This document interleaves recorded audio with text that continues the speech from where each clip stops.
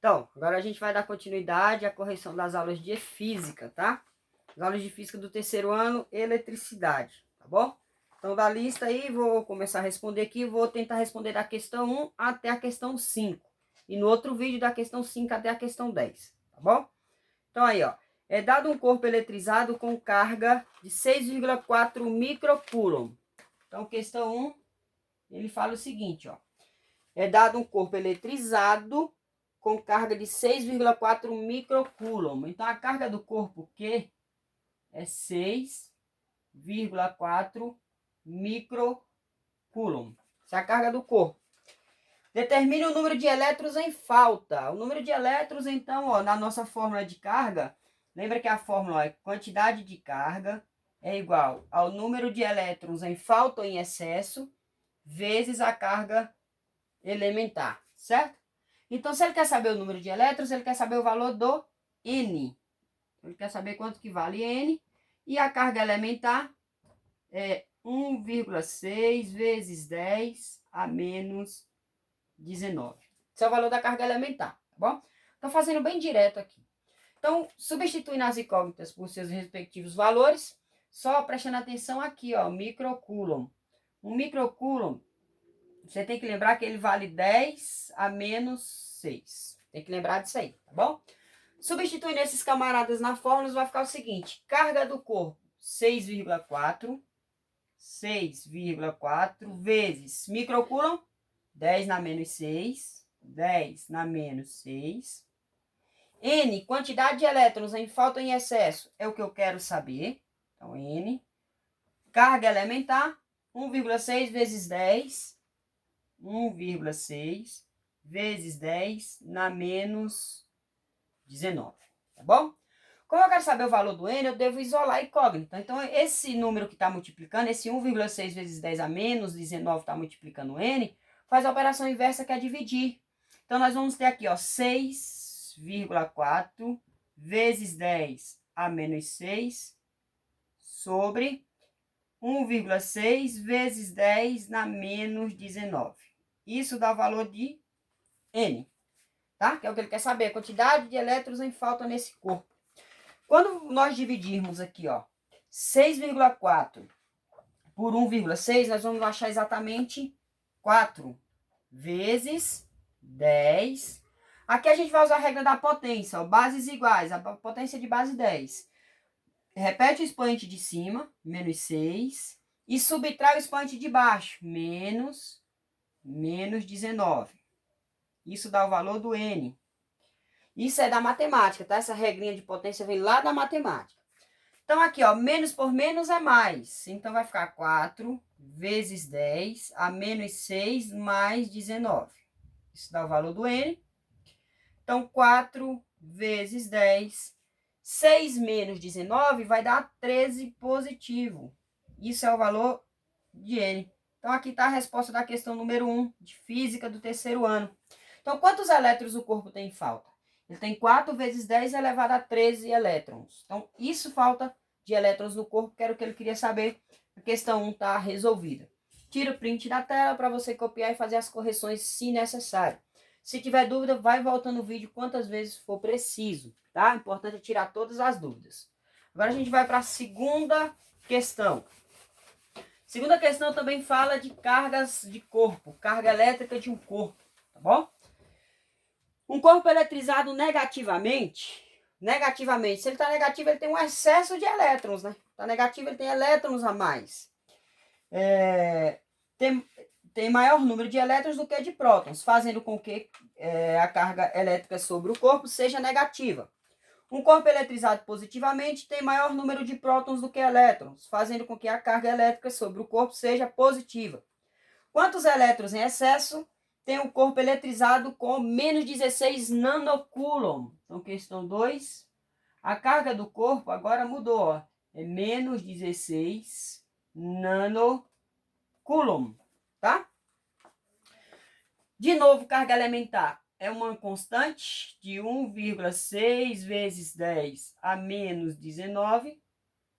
E de novo ele quer saber quanto que vale nosso N. quanto que vale N? Quantos elétrons esse corpo tem agora em excesso, já que a carga é negativa, tá?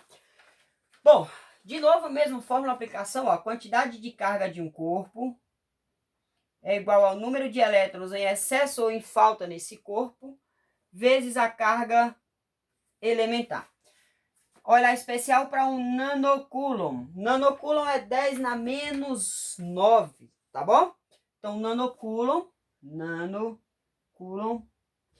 vale 10 na menos 9. Então, beleza. A quantidade de carga no corpo, menos 16 vezes 10 na menos 9. De onde vem esse 10 a menos 9? Nanocoulomb, tá? Nanocoulomb, 10 a menos 9. O N é o que ele quer saber, ó. Quantos elétrons esse corpo tem? Em falta ou em excesso? Nesse caso é em excesso, porque a carga deu negativa. Carga elementar do corpo, 1,6 vezes 10 na menos 19, tá? É a constante, é uma constante. Tá multiplicando, faz a operação inversa, que é dividindo. Então, vamos ter, ó, menos 16 vezes 10 a menos 9, dividido por 1,6 vezes 10 a menos 19. Isso nos dá a quantidade de elétrons que ele quer saber, que é o N, tá bom? Quando dividirmos menos 16 por 1,6, vamos encontrar exatamente menos 10.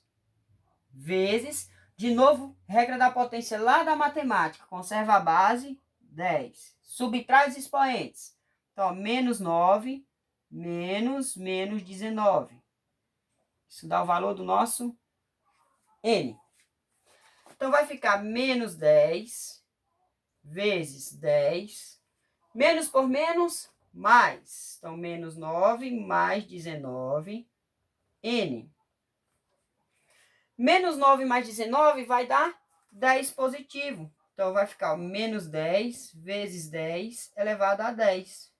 Só que, ó, potência de bases iguais. Tá vendo? Se eu tenho mais um 10, eu vou somar mais um aqui para cima. Mais um expoente, tá? Porque aqui é como se eu tivesse o número 1 aqui, ó.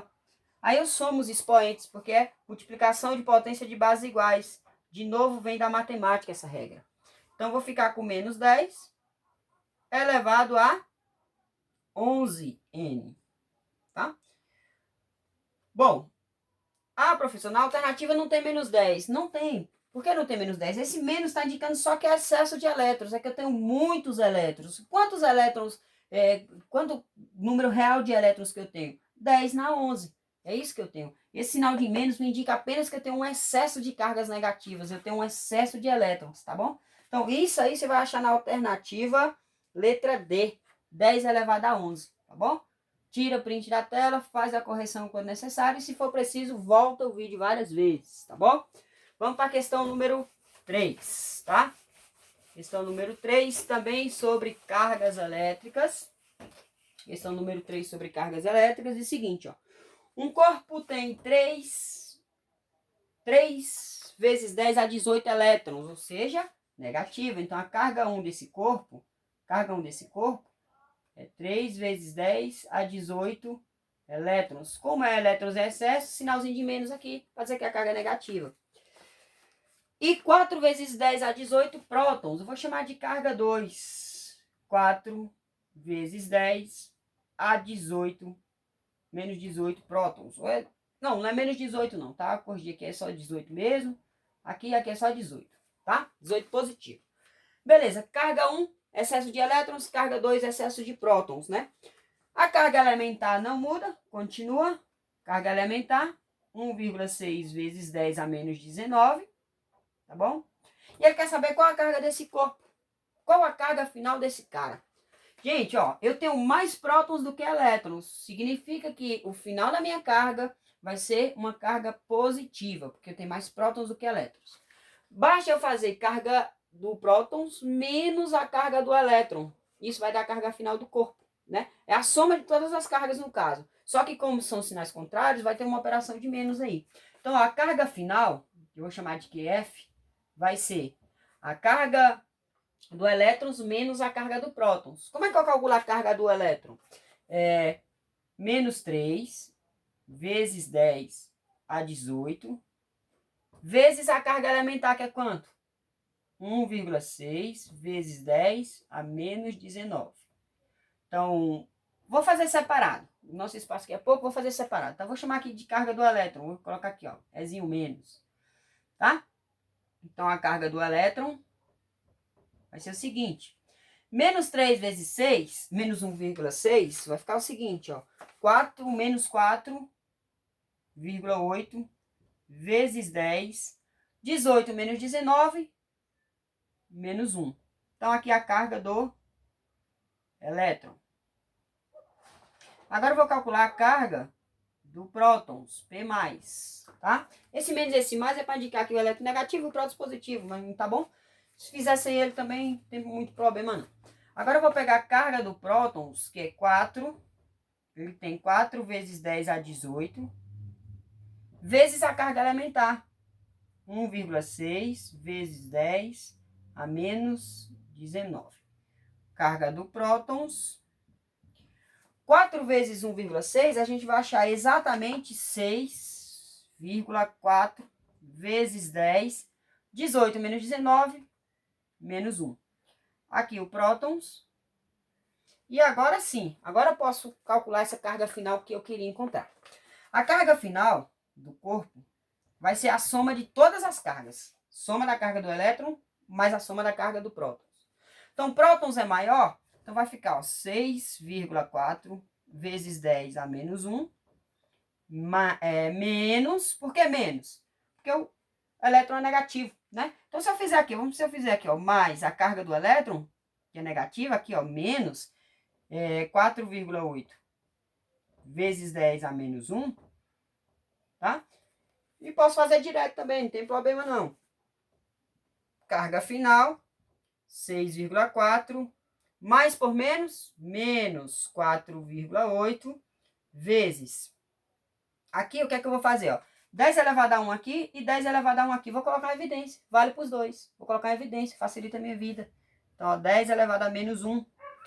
Agora eu faço essa subtração simples. 6,4 menos 4,8 vai dar 1,6. Então, a carga final desse corpo vai ser igual a 1,6, não é isso? 1,6 vezes 10 na menos 1. Então, essa é a carga final do corpo que o cara queria saber. Que a questão queria saber. 1,6 vezes 10 na menos 1. Ou tem exercícios que você pode encontrar assim, ó. Você pode encontrar que essa carga final é 0,16 também, tá? Lembrando que é sempre em Coulomb. Então, pode ser assim, pode ser assim. No nosso exercício vai estar nesse formato. Mas tem questões que você pode encontrar desse jeito aqui com 0,16 também. Então, questão 3 resolvida. Tira print da tela, faz as correções necessárias. Bom, se for necessário, vai voltando o vídeo, vai procurando entender as questões, tá? O importante é isso, é o seu entendimento, não só copiar. Questão de número 4. Vamos ver o que a gente faz nessa questão de número 4. Uma questão simples, que fala sobre processos de eletrização, tá? São 3, passei os 3 processos aí para vocês, expliquei detalhadamente, né?